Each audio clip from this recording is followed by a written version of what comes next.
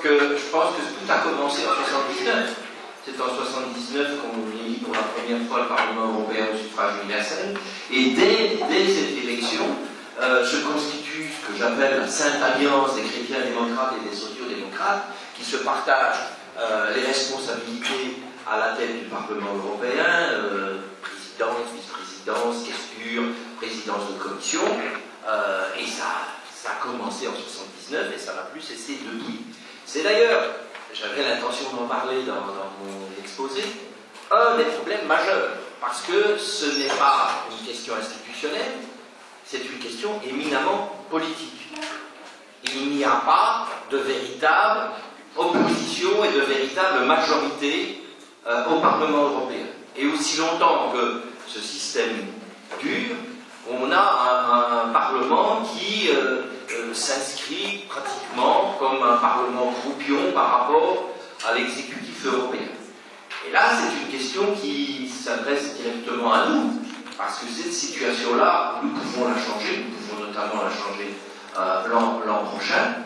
Ce n'est pas une question institutionnelle, je reviendrai sur les mécanismes qui entravent ce Parlement européen pour qu'il soit un Parlement digne de ce nom. C'est une question politique et elle nous interpelle directement. Il faut mettre fin à cette sainte alliance de chrétiens démocrates et de sociaux-démocrates qui, tout en tenant, comme Marc l'a dit, dans les enceintes nationales, un discours où ils ont l'air de s'opposer, votent de la même manière l'essentiel des textes quand ils se retrouvent au Parlement européen, et de toute façon font la même politique, à la fois au niveau européen et au niveau national. On a la démonstration avec un éclat stupéfiant depuis un peu plus d'1 an, quand ils sont au niveau national. Il faut quand même se rappeler que Monnet et Schuman n'étaient pas des gens qui considéraient le Parlement, en l'occurrence l'Assemblée nationale française, comme une institution qu'il fallait respecter. Ils disaient en 1940 que c'était la faute du parlementarisme qui expliquait la défaite de la France. Il faut se rappeler aussi que Schuman, au passage, Schuman a été frappé d'indignité nationale, et que c'est sur l'intervention du Vatican auprès du général de Gaulle que cette indignité nationale a été levée. Voilà, ce qui est le père fondateur de l'Europe. Il a voté les pleins pouvoirs à Pétain et il faisait partie du premier gouvernement de Pétain. Après, il est entré, enfin, il a résisté dans un certain nombre d'abbayes et de couvents jusqu'en 1940. Alors, moi, je vais parler du Parlement. C'est un peu difficile de parler d'un Parlement qui n'est pas un Parlement, mais qui a déjà tous les défauts des parlements nationaux. Pourtant, la vérité oblige à dire que cette institution qui s'est autoproclamée Parlement européen en 1973, si je ne m'abuse, alors qu'à l'époque ce n'était qu'une assemblée consultative de gens élus au 2e degré par leur père dans les assemblées nationales, pourtant, depuis 1979, force est de constater qu'il y a eu beaucoup de changements. Beaucoup de changements, beaucoup de progrès, puisque, étape par étape, le Parlement a été amené à devenir, non pas pleinement législateur, co-législateur, en lien avec la Commission et le Conseil, et qu'il est aujourd'hui dans un nombre extrêmement important de matières. Qu'il a aussi, par une procédure qu'on appelle la procédure d'avis conforme, le pouvoir de rejeter, et c'est ça le principal pouvoir aujourd'hui du Parlement européen, le pouvoir de rejeter les traités. Malheureusement, il ne s'en sert pas beaucoup de ce pouvoir. Pour les raisons que j'indiquais tout à l'heure, la fameuse alliance de gens qui, avec des étiquettes et des discours politiques différents, pratiquent la même politique. Alors, je voudrais faire un petit peu de politique fiction. Qu'est-ce qui limite aujourd'hui Qu'est-ce qui empêche aujourd'hui que ce Parlement européen soit un véritable Parlement digne de ce nom? Premièrement, c'est l'article 17 du traité sur l'Union européenne qui confère le monopole de l'initiative à la Commission. Un acte législatif de l'Union, dit l'article, ne peut être adopté que sur proposition de la Commission. Un Parlement qui ne peut pas proposer, ce n'est pas un Parlement. Première limite. Deuxième limite, il y a encore des matières qui échappent à la compétence du Parlement européen en matière de sécurité, de politique internationale, de défense, de certains aspects de la fiscalité. Et puis troisième limite, qui fait que Montesquieu est bafoué tous les jours dans les institutions européennes, la codécision. Ce mécanisme par lequel la Commission propose, et puis je parle d'acte législatif, c'est un travail qui se fait en parallèle entre le Conseil et le Parlement, mais qui fait qu'il n'y a pas de séparation des pouvoirs. C'est vrai que tous les systèmes démocratiques que l'on connaît témoignent d'une certaine collaboration entre le pouvoir législatif et le pouvoir exécutif, et de ce point de vue-là, la France offre un des pires des exemples, mais au niveau européen, il n'y a pas de séparation des pouvoirs. Question, et c'est ici qu'on peut faire un peu de fiction. Si on supprimait la codécision, si on donnait le pouvoir d'initiative, et si on étendait toutes les matières, à toutes les matières dont s'occupe un Parlement classique, la compétence du Parlement européen, pourrait-on dire que c'est un Parlement digne de ce nom? Pas du tout.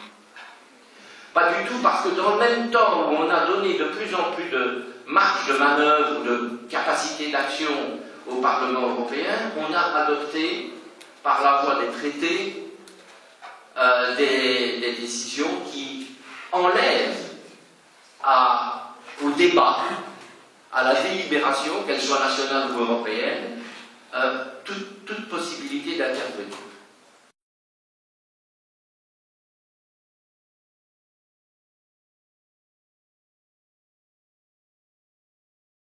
Je voudrais m'appesantir quelques instants sur un des mécanismes qui limite cette capacité de délibération et de débat, c'est la Cour de justice.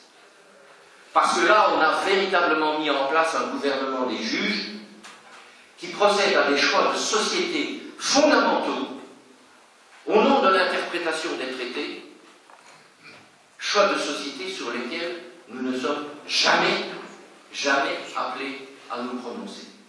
Je vais énumérer, on a dit, il y a eu 5000 arrêts, je vais énumérer quelques-uns parce que je crois quand même qu'il faut les rappeler. Il y a eu l'arrêt d'Angent en 1963 qui disait ceci: la communauté constitue un nouvel ordre juridique du droit international au profit duquel les États ont limité leurs droits souverains et dont les sujets sont non seulement les États membres, mais également leurs ressortissants.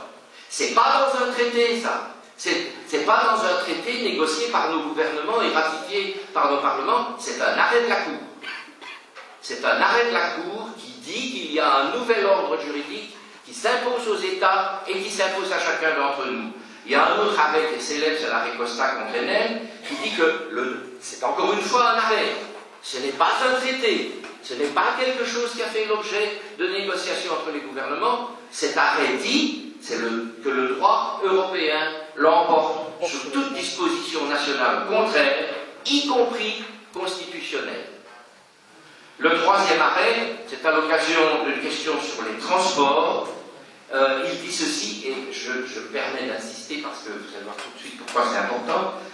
Chaque fois que pour la mise en œuvre d'une politique commune prévue par le traité, la communauté, c'est de 1971, la communauté a pris des dispositions instaurant sous quelque forme que ce soit des règles communes, les États membres ne sont plus en droit de contracter avec les États tiers des obligations affectant ces règles.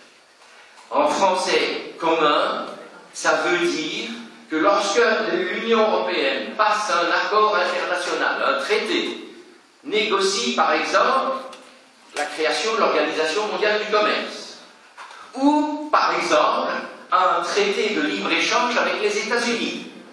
Les dispositions contenues dans ce traité s'appliquent automatiquement à tous les États membres et à leurs ressortissants. 1971. Un autre arrêt qui aura des conséquences énormes sur le plan social, c'est l'arrêt Cassis de Dijon, et pourtant, en 1979, il ne concerne que les produits légalement fabriqués et commercialisés qui doivent pouvoir être acceptés sur tous les territoires de tous les États membres. Mais ce principe va être généralisé par l'acte unique européen de Jacques Delors, qui débouchera sur quoi? Le principe de la réglementation réciproque et le principe du pays d'origine, qui va être conforté par d'autres arrêts sur lesquels je reviens maintenant. 4 arrêts extrêmement importants au terme duquel on peut dire que la Cour de justice a établi une hiérarchie des normes. C'est d'abord les arrêts Viking et Laval. Ce sont des... Viking, c'est une compagnie finlandaise qui voulait faire passer ses navires sous pavillon estonien afin de se soustraire à une convention collective finlandaise. L'arrêt Laval, c'est une société suédoise de ce nom-là qui employait des salariés lettons en Suède et qui refusait de leur appliquer la convention collective du secteur. Les syndicats se sont manifestés, sont exprimés, sont intervenus, et dans ces 2 cas, la Cour a donné raison aux employeurs. Elle a estimé que le droit européen en vigueur s'oppose à ce qu'un syndicat tente de contraindre une entreprise établie dans un autre État à engager une négociation sur les salaires dès lors que la loi d'État d'accueil ne fixe pas de salaire minimum ou adhérer à une convention collective prévoyant des conditions plus favorables que celles figurant dans la loi. Et dans cet arrêt, il y a une véritable révolution juridique parce que la Cour, dans les 2 cas, affirme, je cite, « S'il est vrai que dans des domaines ne relevant pas de la compétence de la communauté, le droit social, les États membres restent en principe libres de fixer les conditions d'existence de ces droits, il n'en demeure pas moins que dans l'exercice de cette compétence, les États sont néanmoins tenus de respecter le droit communautaire. » Ainsi donc, la Cour construit une doctrine juridique qui lui permet d'intervenir dans des matières qui ne relèvent pas des traités et ni du droit européen. Et donc d'imposer le droit du commerce contre le droit du travail. Il y aura encore 2 arrêts que je veux citer rapidement. C'est l'arrêt Ruffert de 2008. Un État membre n'est pas en droit d'imposer aux entreprises établies dans d'autres États membres un taux de salaire prévu par une convention collective applicable au lieu d'exécution des prestations, ni de limiter l'accès au marché public aux entreprises qui acceptent de respecter le salaire minimum prévu dans une convention collective. Et enfin, l'arrêt Commission contre Luxembourg. La Cour, en 2008, a condamné le Luxembourg suite à une plainte de la Commission européenne. Le Luxembourg a été condamné pour avoir voulu appliquer des conventions collectives luxembourgeoises aux travailleurs étrangers citoyens d'autres États de l'Union européenne. Le Luxembourg considérait qu'il s'agissait là du respect de conventions collectives et que le respect d'une convention collective est un acte relevant du respect de l'ordre public. La Cour a considéré que c'était une conception abusive de l'ordre public. Elle a dit que l'ordre public c'est une menace réelle et suffisamment grave pour la société. Elle a détruit donc une notion fondamentale du droit du travail, celle d'ordre public social.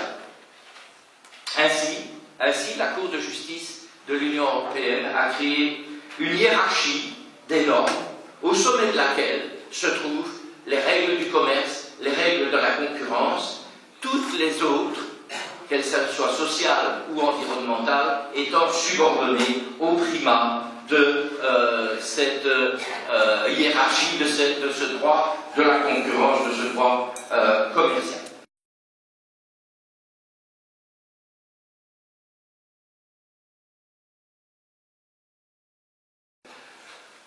Les pouvoirs de la Cour viennent d'être considérablement accrus par 2 traités auxquels Marc a fait allusion, qui sont des traités de 2012, le traité qui établit le mécanisme européen de stabilité et le traité qui, sur la stabilité, le TSCG, donc le traité sur la stabilité, la convergence et la gouvernance dans l'union monétaire. Le mécanisme européen de stabilité, pour faire court et pour rester dans mon temps, c'est un FMI européen. Puisque c'est un fonds, ça s'appelle mécanisme, mais c'est une institution internationale, financière, dont le siège est à Luxembourg, ce sont doute pas un hasard, et qui octroie des aides à un pays dont la situation financière est de nature à déstabiliser la zone euro, sous, je cite, de strictes conditionnalités. Et les strictes conditionnalités, c'est les programmes d'ajustement structurel du FMI, c'est pareil. Et c'est toujours la même chose. C'est le droit du travail, c'est le droit social, ce sont les retraites, ce sont les services publics, ce sont toujours les mêmes variables d'ajustement. Le mécanisme européen de stabilité jouit d'une immunité totale. Je lis l'article 32, paragraphe 3 du traité. Le MES et ses biens, ses financements et ses avoirs, où qu'ils soient situés, quel qu'en soit le détenteur, jouissent de l'immunité de juridiction sous tous ses aspects. Les biens, les financements et les avoirs du MES, où qu'ils soient situés, quel qu'en soit le détenteur, ne peuvent faire l'objet de perquisition, de réquisition, de confiscation, d'expropriation, de toute autre forme de saisie ou de mainmise de la part d'un pouvoir exécutif, d'un pouvoir judiciaire, d'un pouvoir administratif ou d'un pouvoir législatif.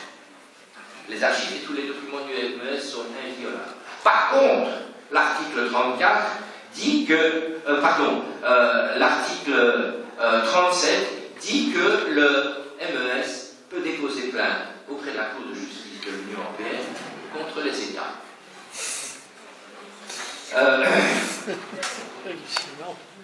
En fait, le MES, c'est la légalisation de ce qu'on a fait à partir de 2008-2009 au peuple grec.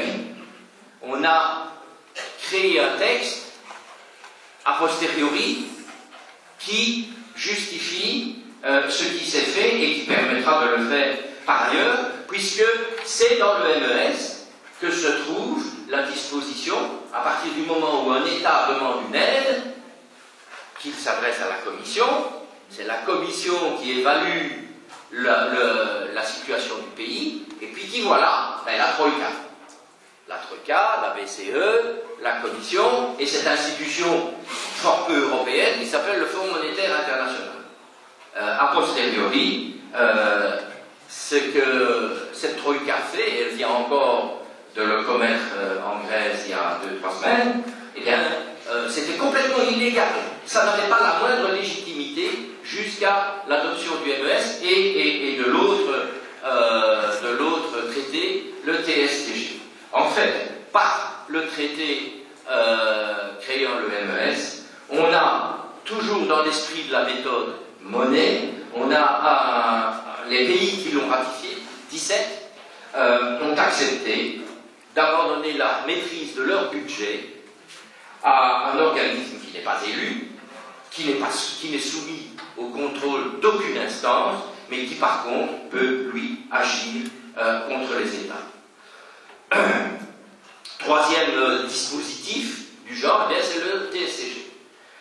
Il s'agit de maintenir la stabilité de la zone euro, de maintenir des finances saines et soutenables.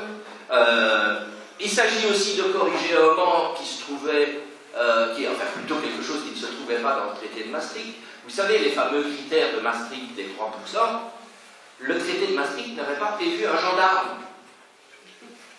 On avait oublié. Et d'ailleurs, qui sont les premiers à avoir manqué aux critères de Maastricht? L'Allemagne et la France.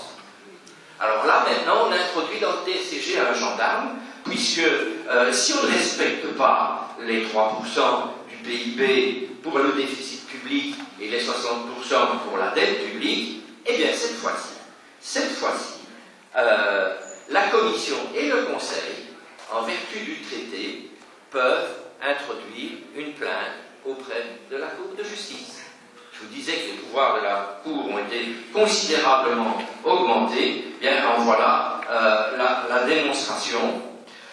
Je ne vais pas faire ici une présentation du TSCG, mais ce que je voudrais retenir avec vous, c'est que dans le processus de démantèlement pratique, après le traité de Rome, après l'acte unique, moi j'insiste beaucoup sur l'importance de l'acte unique européen de 1986, après les traités de Maastricht et de Lisbonne, le couple MES-TSCG, c'est véritablement le 5e acte d'un processus de dépossession de notre destin par ceux qui parlent de construction européenne.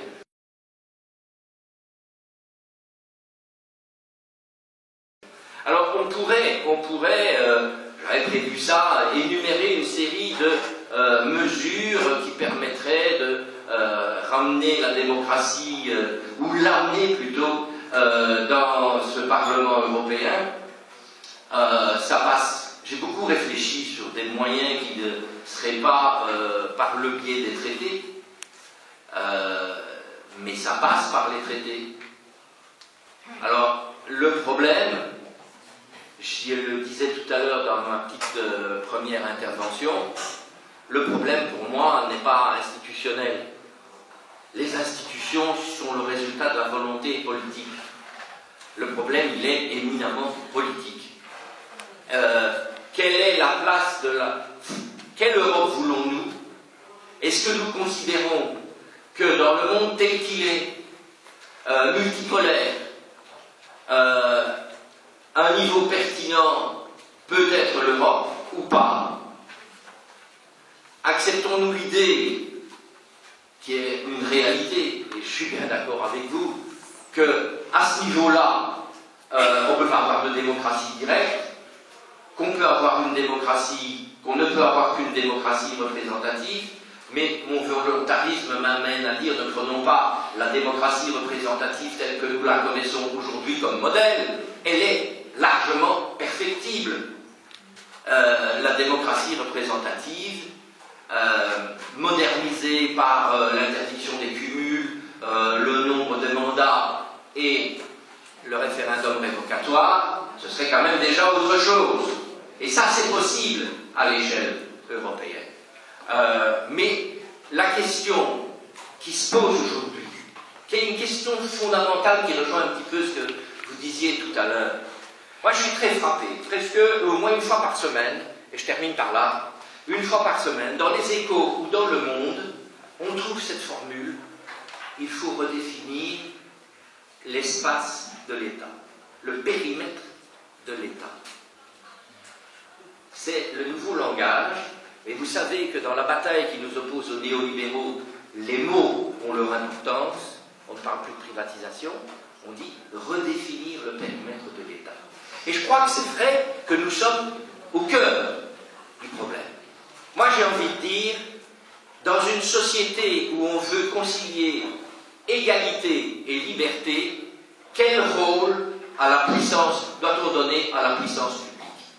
Et c'est à ces questions-là, qu'il s'agisse de l'Europe ou qu'il s'agisse de notre commune, qu'il nous faut répondre, parce que c'est la même réponse qu'il faudra apporter à chacun des niveaux.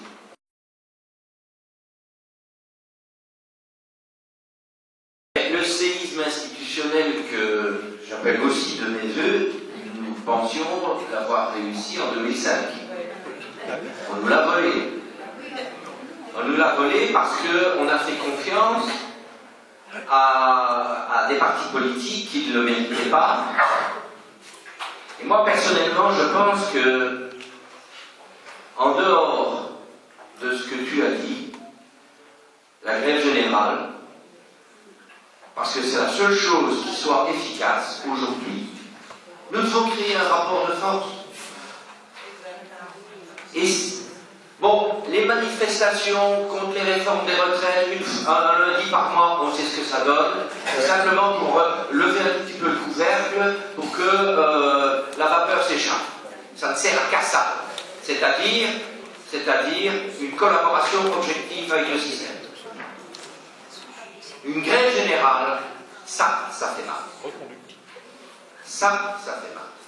Et je ne vois pas d'autres moyens, je le disais déjà dans mon bouquin en 2004, dans la conclusion, on a essayé beaucoup de choses, je ne savais pas qu'on allait avoir notre séisme institutionnel volé 1 an plus tard, mais je ne vois qu'un moyen pour qu'il y ait la manière de dire ça suffit, on ne continue plus. Ce Cali, il n'est plus possible de continuer comme ça. Parce que je ne pense pas, moi, que la nation soit le recours. Qu'est-ce qu'on constate aujourd'hui dans chacune des nations? Exactement la même chose que ce qu'on constate au niveau européen. La docilité des libéraux de gauche et de droite aux multinationales est complète. C'est pas par ce biais-là que nous obtiendrons quelque chose. Il nous faut créer un rapport de force. Et je ne vois pas aujourd'hui, en termes d'efficacité, un autre moyen que la grève générale. Et nous avons là un gros problème, parce que manifestement, les grandes centrales syndicales, et je ne parle même pas de la Confédération syndicale européenne, dont un des fondateurs disait avec regret et même des larmes dans la voix en 2005 qu'elle était devenue la courroie de transmission du patronat. Mais c'est bien celle-là notre problème. La deuxième chose que je voudrais dire, et ça a été évoqué, je crois que c'est extrêmement important, que nous fassions l'effort d'agir au niveau européen. Je sais qu'il y a le problème de la langue, et je sais que pour beaucoup c'est une difficulté. On fait des efforts au niveau d'attaque, il faudrait le faire au niveau de ce qui est la gauche de gauche, avec ses faiblesses, ses divisions, ses imperfections, mais si on ne représente pas une capacité de solidarité européenne et de protestation européenne, eux en face, qui sont très organisés, nous prennent tranche par tranche. Refaites l'histoire des réformes des retraites dans quelques pays. Ça a été pays après pays. Et il y a eu des grosses manifs dans chacun des pays, en Italie, en France, etc.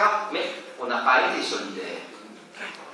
On n'a pas été. Il y a plus de 3 ans qu'on manifeste en Grèce. Qu'est-ce que nous disions il y a 3 ans sur les manifestations en Grèce? Rien. Qu'est-ce qu'on dit aujourd'hui alors que depuis 40 jours on manifeste en Bulgarie? Rien. Avec une complicité scandaleuse de la plupart des médias.